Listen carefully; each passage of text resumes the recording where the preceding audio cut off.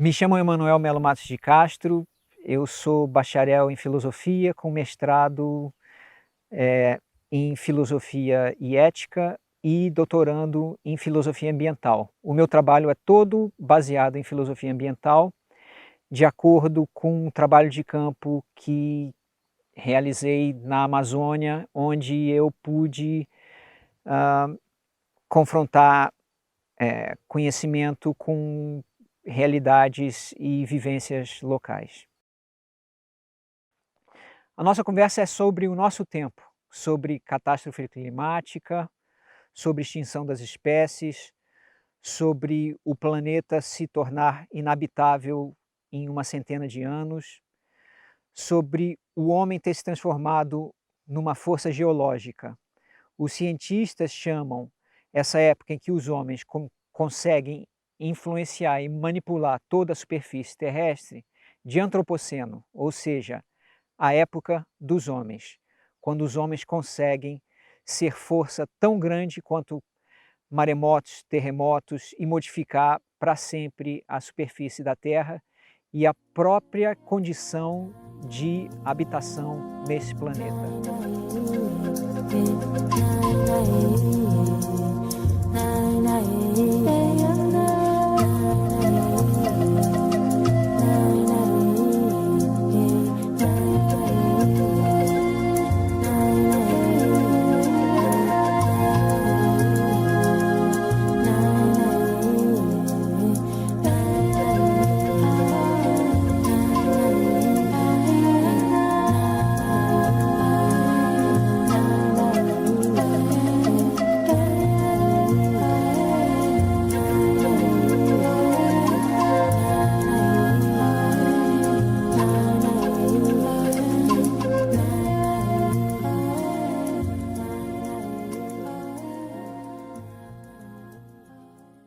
É muito importante a gente conhecer o tempo em que vivemos.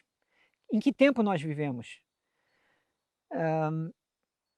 A última era glacial terminou cerca de 12.000 anos atrás, quando começou o que os geólogos, chamam de Holoceno. O Holoceno é essa época em que a vida tal e qual nós conhecemos floresceu, criou essa maravilhosa biodiversidade que nós conhecemos hoje em dia, em que o homem constituiu os seus modos de vida que nós viemos desenvolvendo até aqui.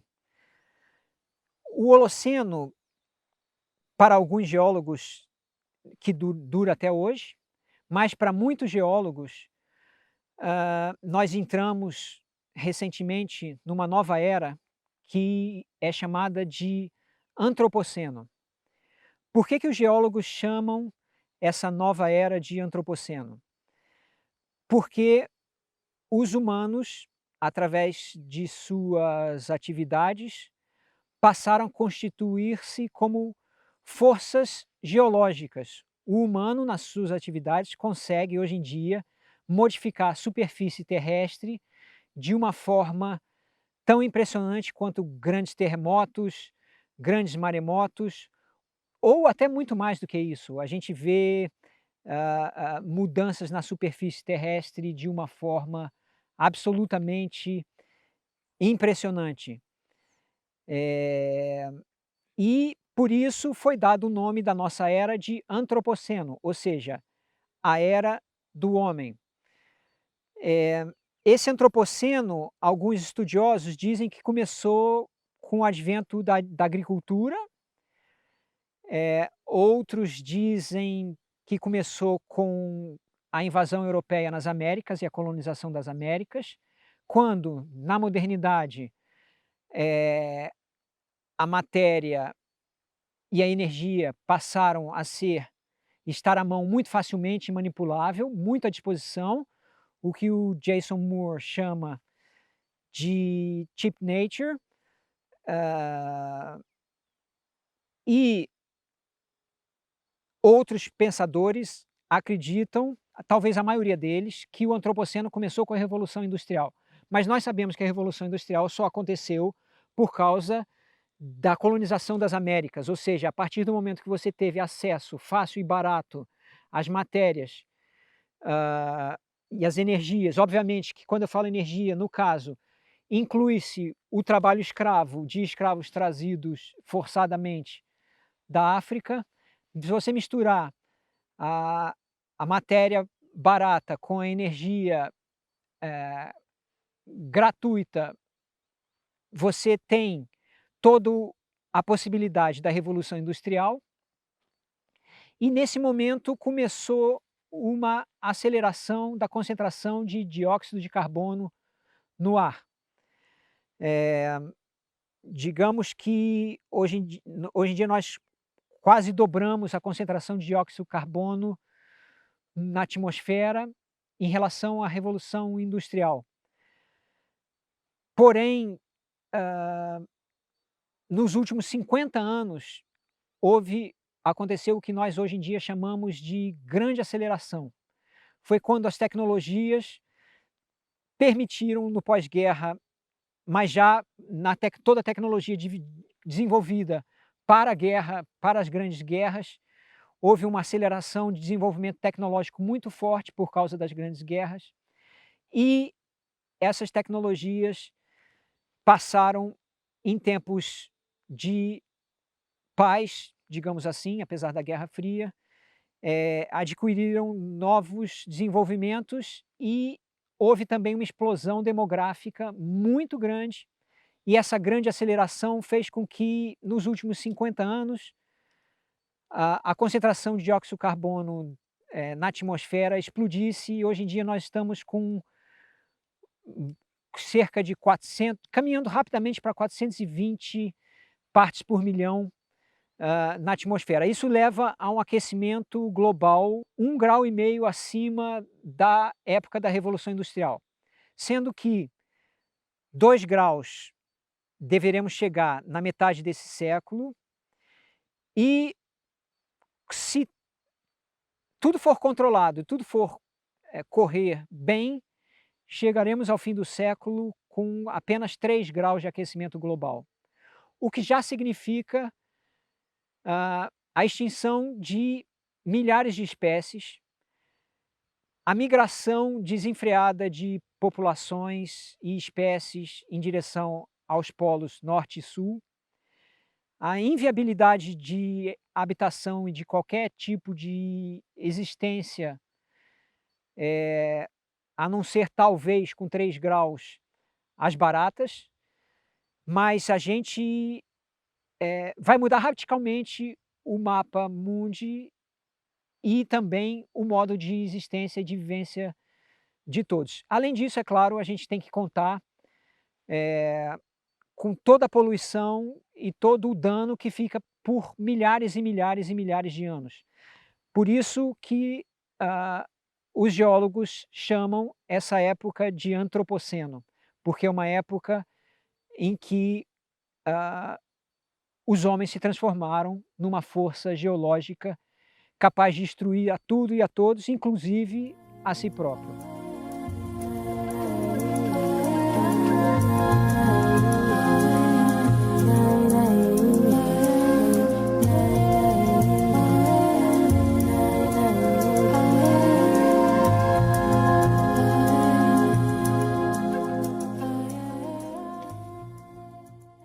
A modernidade é quando os animais humanos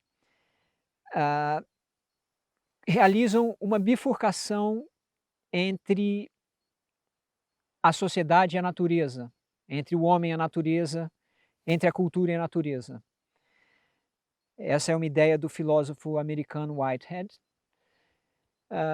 em que nós poderíamos dizer que populações autóctones, hoje em dia, e populações anteriores à Idade Moderna, não concebiam essa separação.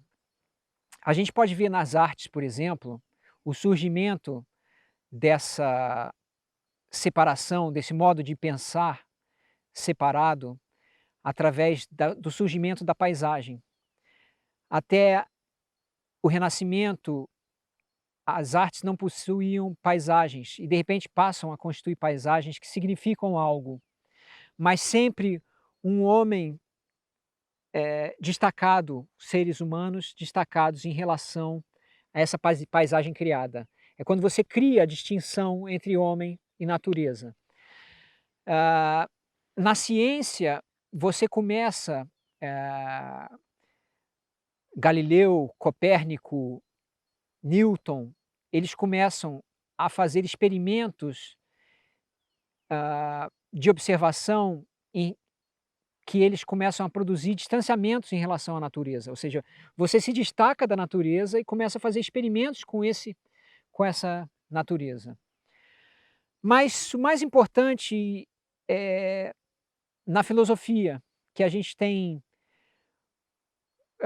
e aí a partir da filosofia, a gente tem a entrada no pensamento comum, eh eh dos animais humanos, dessa separação entre sociedade e natureza.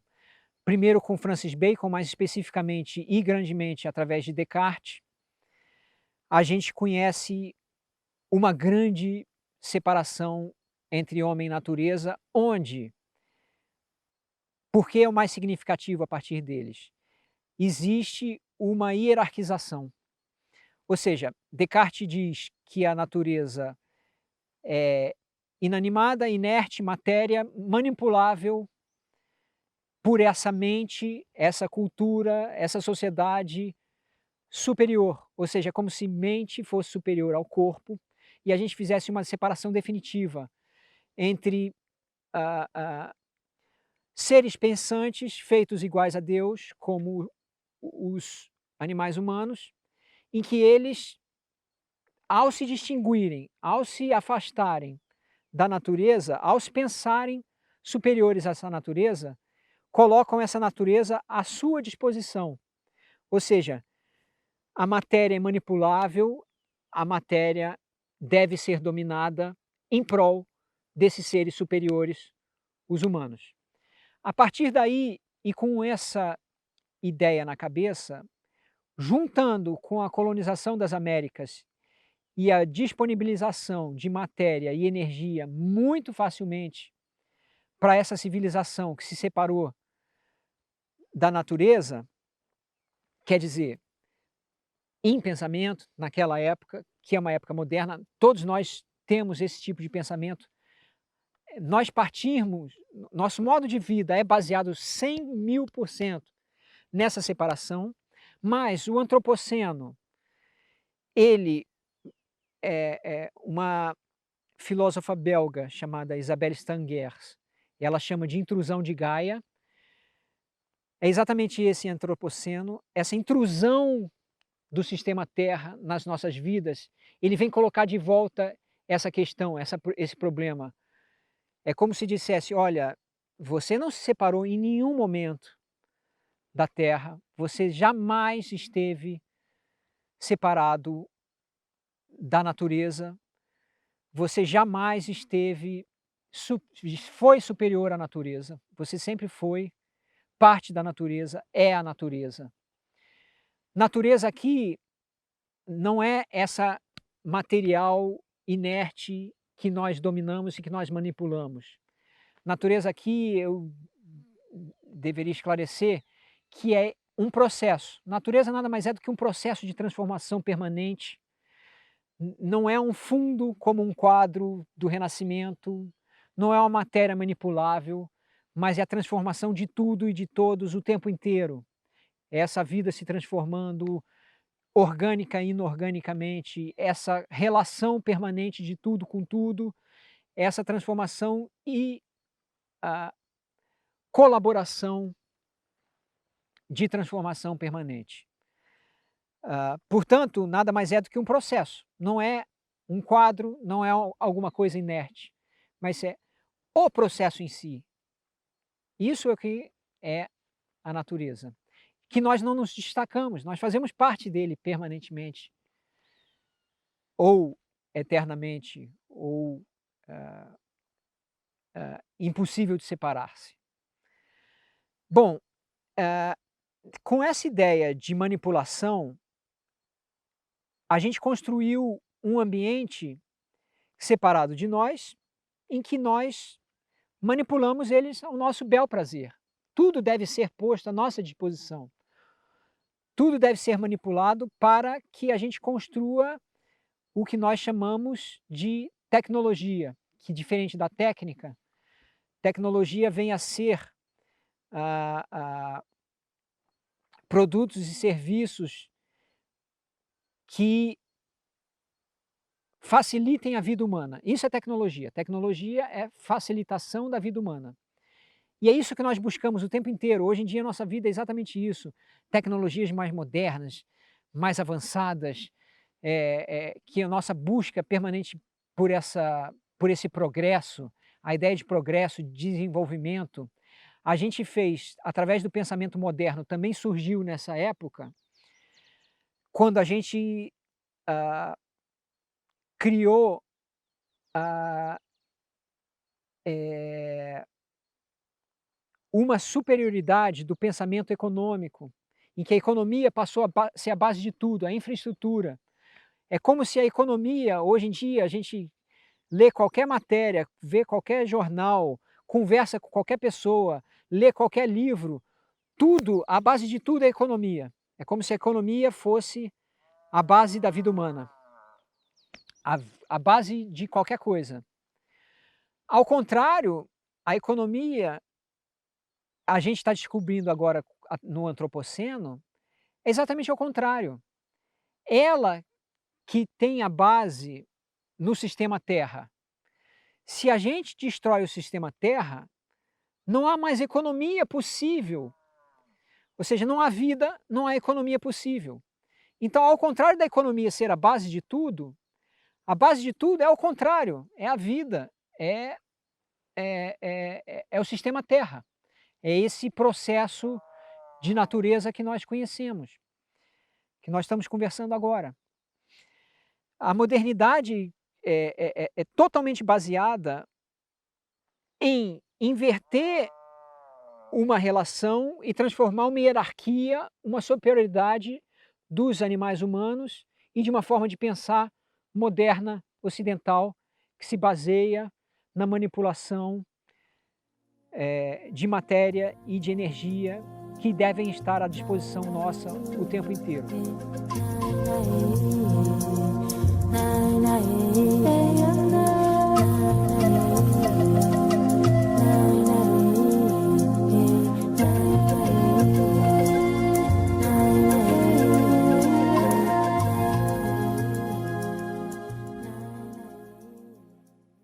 A resistência se dá ecologizando. O que seria ecologizando? Ecologizando é um neologismo produzido pelo antropólogo francês Bruno Latour, que ele criou para contrapor a modernidade, ao conceito de moderno, a modernização.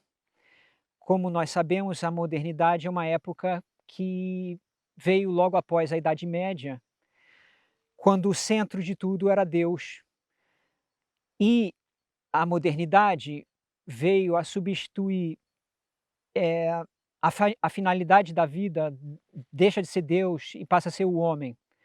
A modernidade é exatamente isso, o sinônimo de o homem assume o centro de tudo e passa a ser a finalidade de tudo. Para isso, nós conhecemos o Renascimento, nós conhecemos o Iluminismo, nós conhecemos o humanismo, os direitos humanos. Tudo isso faz parte da modernidade, quando o homem passa a ser centro de tudo e, ao mesmo tempo, produziu o sintoma do antropocentrismo, quando o homem, ao ser centro de tudo, cria algumas outras condições, como, por exemplo, nós vamos ver no pensamento de Descartes, filósofo, que influenciou todo o senso comum, poderia dizer do século XVII em diante, até hoje, poderíamos dizer, em que a matéria é inerte, a matéria é manipulável, a matéria deve ser dominada, tudo em prol do homem. Ou seja, o homem toma conta de tudo, doma tudo, manipula tudo a seu bel prazer. O homem no centro de tudo. Contra esse conceito, surgiu recentemente, produzido pelo Bruno Latour, uma resistência a partir da ecologização. O que seria ecologia? Ecologia é um conceito criado pelo alemão Ernst Haeckel no século XIX, que significa a ciência que estuda as condições de existência do vivente e suas inter-relações.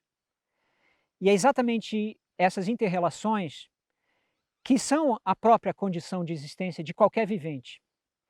Portanto, a ecologização, essa resistência, significa exatamente uma desumanização, ou seja, tirar o homem do centro de tudo e de que ele deve manipular a matéria, deve manipular a energia a seu bel prazer, mas se preocupar exatamente com essas inter-relações, com essas relações com o todo, com essas relações com cada vivente, ou como, ah,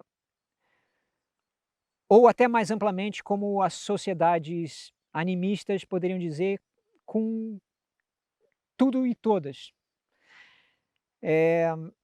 Essa resistência também se dá, basicamente, mudando os nossos modos de vida, nossos modos de pensamento, ecologizando esses modos de vida, esses nossos pensamentos. Eu poderia destacar, rapidamente, 4 campos onde isso poderia se dar, rapidamente. A gente poderia falar no campo ético. No campo ético, nós deixaríamos para trás essas relações em que o homem é o sujeito que domina e passar a favorecer as inter-relações, essas relações com tudes e todes, né, em que, se nós favorecermos as relações e não mais o sujeito, o homem deixa de ser o centro de tudo e passa a se entender como parte, desses viventes, dessa natureza, do meio ambiente. Além do campo ético, a gente pode destacar também o campo estético, quando é necessário para que a gente mude nosso modo de vida, nosso modo de pensamento, mudar toda a nossa percepção, toda a nossa sensibilidade, todo o nosso modo de nos relacionarmos com a vida. Estética vem, do grego aistesis, que quer dizer exatamente percepção, sentido, sensibilidade, sensação. E para que ocorra uma mudança nas nossas vidas, uma mudança na nossa forma de pensar, é preciso mudar a nossa forma de, ah, sentir, a nossa forma, de perceber. E daí a importância da arte para que ajude-nos a mudar,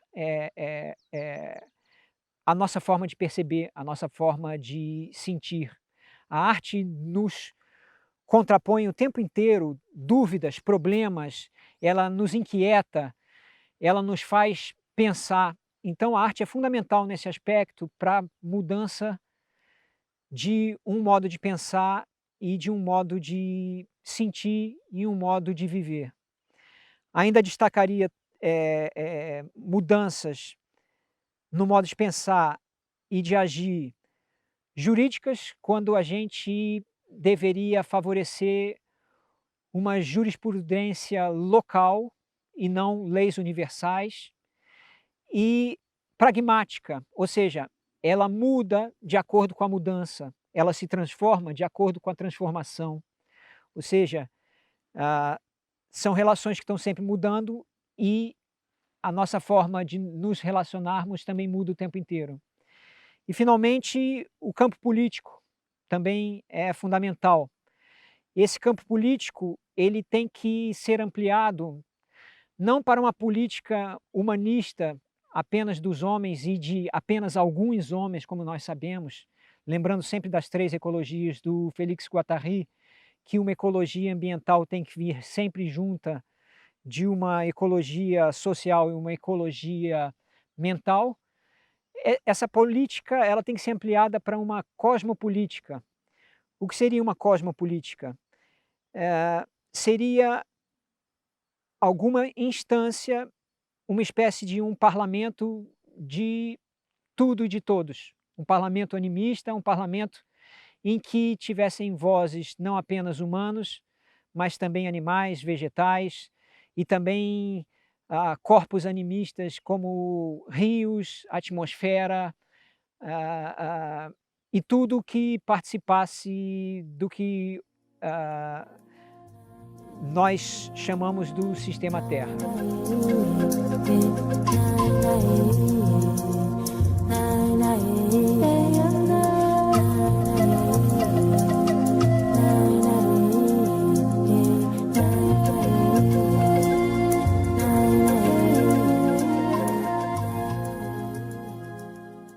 Uma das resistências mais fortes que que é objeto do meu estudo, que é parte do meu estudo, é a terra preta dos índios. Uma agrofloresta construída através dos milênios pelos indígenas que habitam as Américas. Essa terra preta dos índios é exatamente isso, é uma espécie de pensamento que não surge na cabeça de uma pessoa, mas é uma relação que pensa. E essa relação faz com que surja nos nossos pensamentos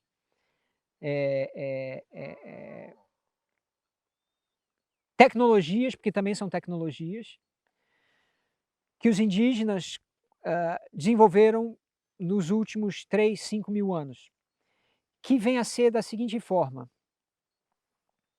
Obviamente que quando terminou a última era glacial, a Amazônia não era essa floresta tal e qual nós conhecemos agora, ou especialmente que os europeus, quando invadiram as Américas, conheceram. Era completamente diferente ou totalmente diferente.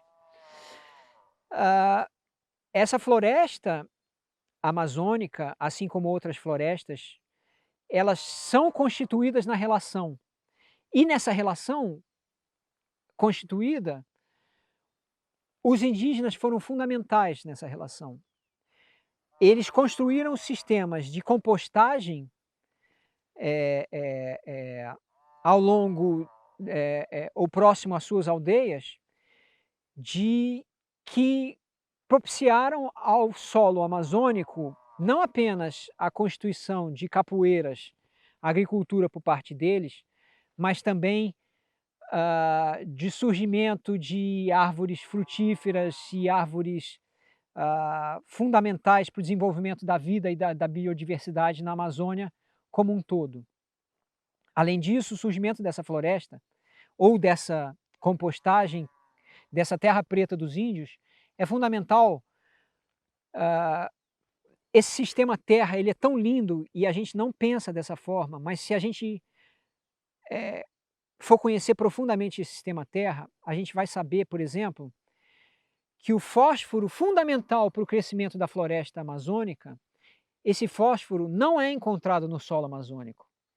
Esse fósforo vem do Saara, do deserto do Saara, que a gente interpreta como alguma coisa completamente sem vida.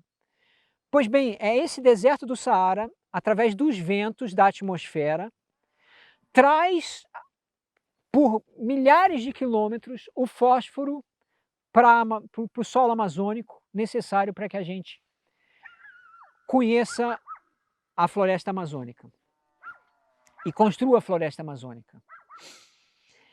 É todo um sistema integrado na Terra que fez surgir, através da compostagem indígena, esses solo amazônico, a terra preta dos índios. Uma grande resistência contra o pensamento moderno, porque é o tipo de pensamento que emerge nas relações. Ele não se quer separado do resto de toda a biodiversidade. Ele se emerge exatamente nessa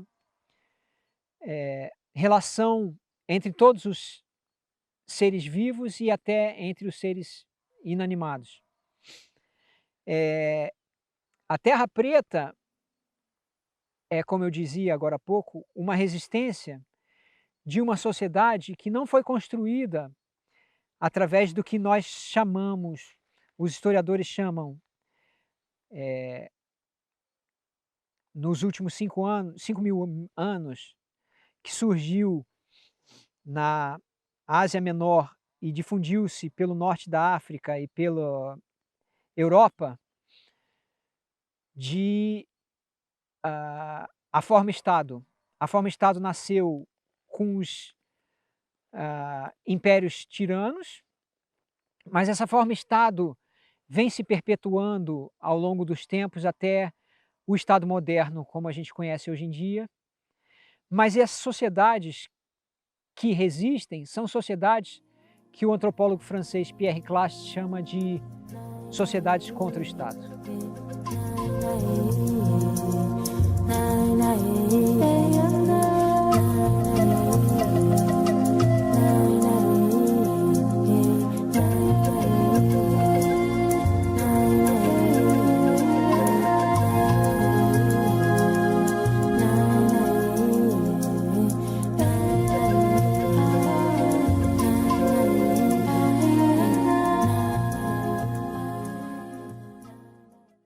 Uma questão bastante clara no antropoceno é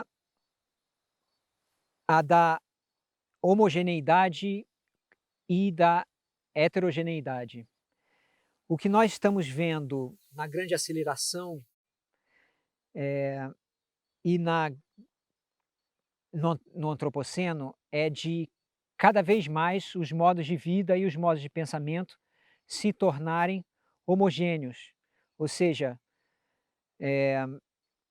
todo mundo pensar uma mesma coisa, todo mundo viver de uma mesma forma, todo mundo se alimentar de um mesmo modo, todo mundo consumir as mesmas coisas, cada vez menos opções, cada vez menos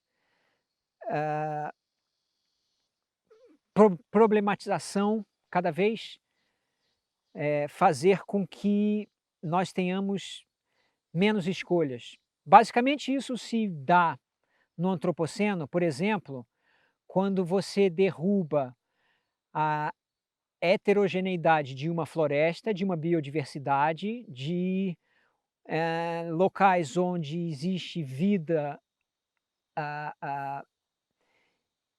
aos milhões e transforma aquele solo, aquele local apenas numa plantation, como nós conhecemos na colonização das Américas desde o século XVI, em que tudo se transforma numa plantação de soja, por exemplo.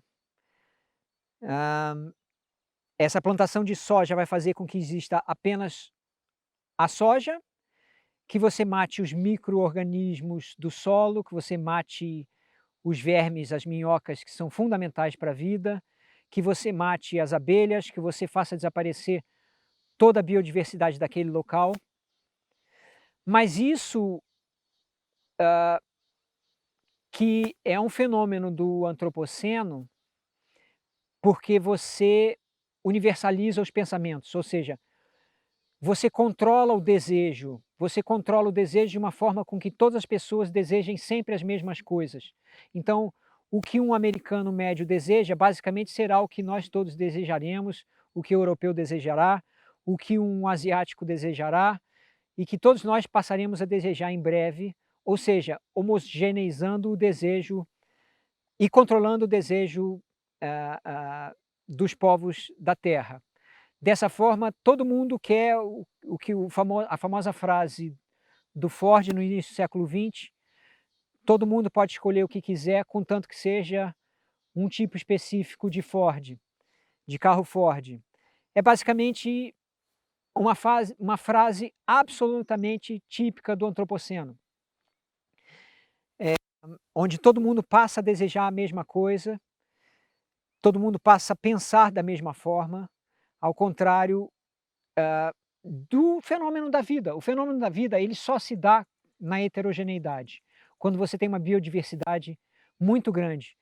Cada vez que nós homogeneizamos a vida, nós estamos absolutamente indo contra a vida, ou seja, é a forma mais fácil de acabar com a vida, porque a vida se dá na heterogeneidade. Se você conhecer outros planetas que são absolutamente homogêneos, eles não possuem vida. A vida só se dá, a vida é heterogeneidade, ou seja, a homogeneidade é contra a vida, a heterogeneidade é a vida, é a biodiversidade, é a forma como se desenvolve a vida. E, portanto, a resistência se dá lutando contra essa homogeneização, a favor da heterogeneidade, que é o que se apresentam através de povos autóctones. É o exemplo de nós temos, por exemplo, no Brasil, uma única língua de um povo que nós chamamos de brasileiro. Todo mundo fala português, todo mundo tem mais ou menos os mesmos desejos, etc, etc. Mas nós não consideramos, por exemplo, que apenas no Brasil são faladas mais cerca de 300 línguas indígenas. A gente acha que só se fala uma língua no Brasil, mas são mais de 300 línguas faladas aqui, e essas línguas todas são nascidas de relações locais. Elas são expressões da relação que esses povos têm com cada um dos seus locais. Nós não, nós desenvolvemos modos de vida homogeneizados, que inclusive é imposto a nós, vem de fora, vem dos Estados Unidos, vem da Europa, e todos nós somos obrigados a consumir aquelas coisas, gostar daquelas coisas, valorizar aquelas coisas. Nós temos sistemas de valores iguais, homogeneizados, que são impostos a nós de fora e que nos é imposto, inclusive, valorizar esse sistema de valores deles, que é imposto a nós. Ao contrário, modos de vida indígenas são relativos à terra, àquela terra. Isso é o indígena, que se relaciona com aquela terra. Nós não nos relacionamos com terra nenhuma. Nós podemos morar em qualquer lugar do mundo, pelo contrário, estamos sempre insatisfeitos, sempre querendo morar em outro lugar, sempre achando que um outro lugar é melhor, que lá tem alguma coisa melhor. A gente nunca está feliz com a nossa relação com a nossa terra. A gente, na verdade, não tem relação com terra, não existe nossa terra, a gente não tem relação nenhuma com a nossa terra. Nós nos vangloriamos de não ter relação com a nossa terra. Nós vangloriamos um outro sistema de vida, um outro modo de pensar, que valoriza a separação com a terra, a separação com a natureza. Nós somos superiores porque nós pensamos e temos uma cultura, uma sociedade separada disso, menor, que é a natureza, que deve estar sempre à nossa disposição para que nós manipulemos ela, para que ela... Mas, no antropoceno, nós estamos conhecendo a intrusão de Gaia, que se nós ainda tivermos tempo e ainda conseguimos lutar, a gente vai resistir para que haja o sistema Terra, para que haja Gaia, para que haja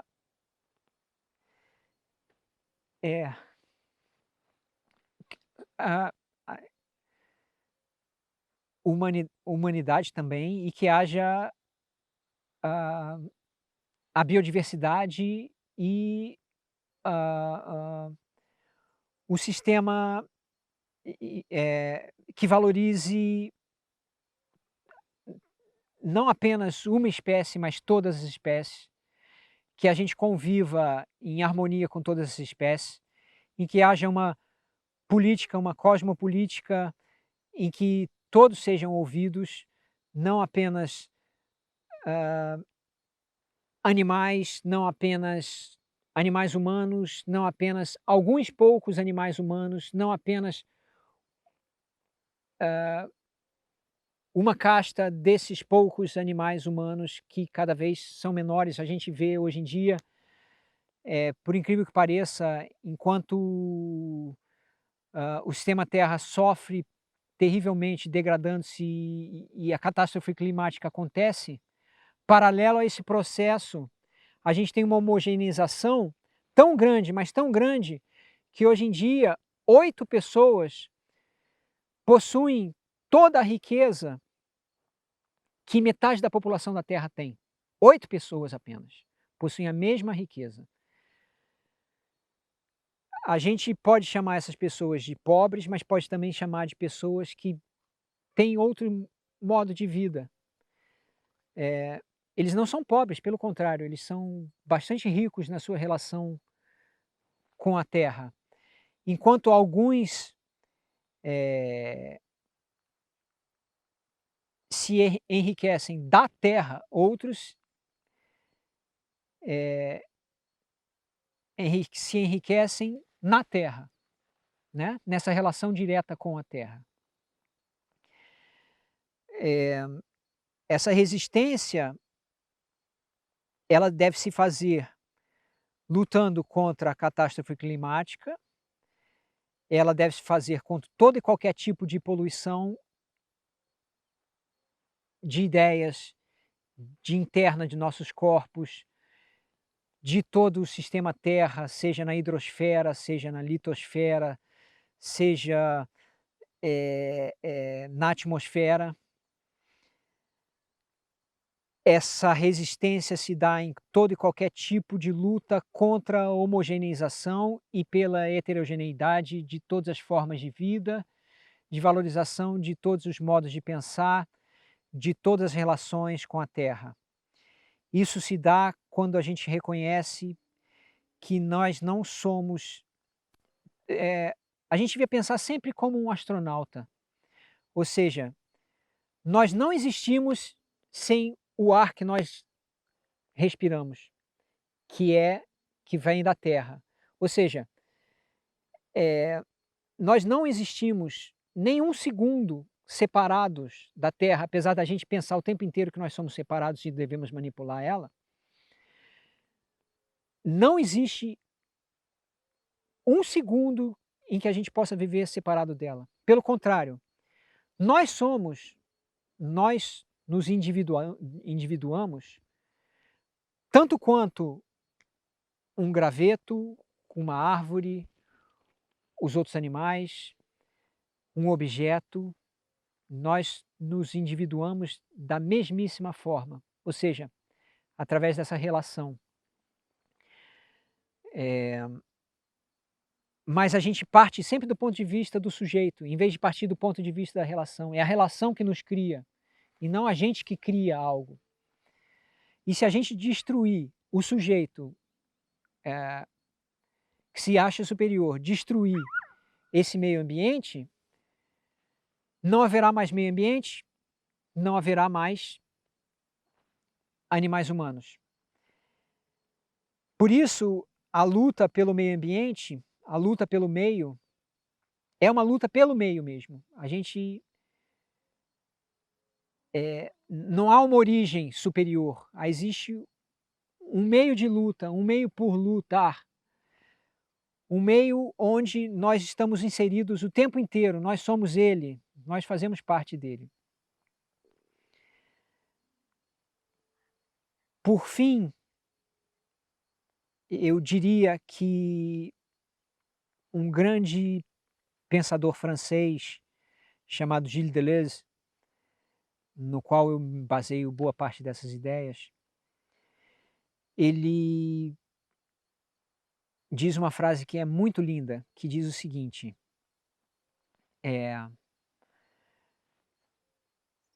o nosso modo de vida não deve ser o de partilhar a terra a nosso bel prazer. manipular ela, repartir a terra, ou mesmo compartilhar a terra, que ainda continua sendo uma repartição, repartir a terra. Nós não devemos partilhar a terra, nós devemos nos partilhar, partilhar-se na terra. Nós devemos nos dividir, permitir as relações com a terra, ser parte da terra. Portanto, em vez de partilhar a terra, partilhar-se na terra.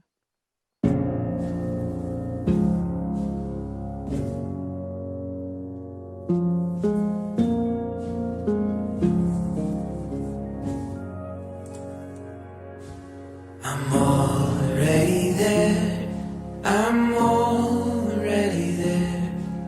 It's just in my mind, but for now that is fine. 'Cause I'm already there, I'm already there. It may take some time,